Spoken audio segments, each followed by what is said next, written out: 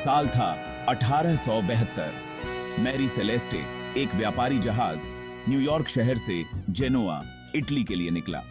जहाज में captain Benjamin Briggs, उनकी पत्नी, छोटी बेटी और 7 क्रू मेंबर्स थे। वे अपने साथ शराब का कारोबार करते थे। कैप्टन ब्रिग्स, जो अपनी समुद्री कलाओं के लिए जाने जाते थे, ने रवाना होने से पहले जहाज का मुआयना किया था। शुरुआती कुछ दिन सामान्य रहे, हवा अच्छी थी और समुद्र शांत था।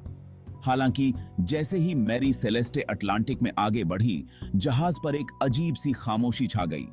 जो यात्रा एक आम सफर के रूप में शुरू हुई थी, वह एक भयानक मोड़ लेने वाली थी, जो अनुत्तरित प्रश्नों का एक सिलसिला छोड़ गई।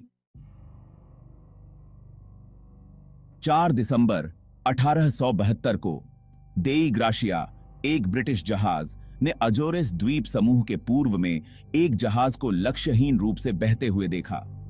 यह मैरी सेलेस्टे थी। उसके पाल आंशिक रूप से खुले हुए थे, फिर भी वह वीरान थी।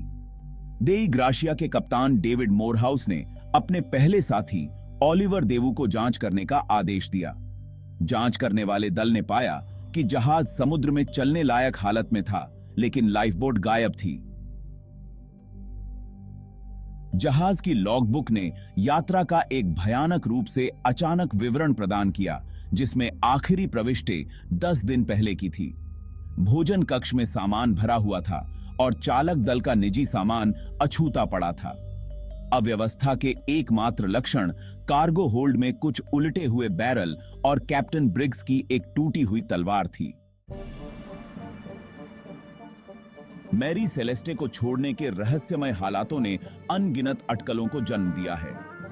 कुछ विशेषज्ञों का मानना है कि पानी का बवंडर जैसी प्राकृतिक घटना ने चालक दल को जहाज छोड़ने के लिए डरा दिया होगा। दूसरों का अनुमान है कि शराब का माल लीक हो गया होगा, जिससे धुआं निकला होगा, जिससे विस्फोट हुआ होगा या आग लग गई होगी। हालांकि जहाज पर आग लगने का कोई सबूत नहीं था और माल काफी हद तक सही सलामत था। लूटपाट का भी अंदेशा जताया गया है, लेकिन जहाज का माल और कीमती सामान अछूता रह गया। कुछ लोगों का सुझाव है कि चालक दल पर किसी समुद्री जीव ने हमला किया होगा, लेकिन इसका समर्थन करने के लिए कोई सबूत नहीं था। बिना किसी जीवित बचे मैरी सेलेस्टे के गायब होने के पीछे का सच रहस्य में डूबा हुआ है। मैरी सेलेस्टे, जिसे अक्सर भूतिया जहाज कहा जाता है, लगभग 150 साल बाद भी हमारी कल्पनाओं को मोहता है।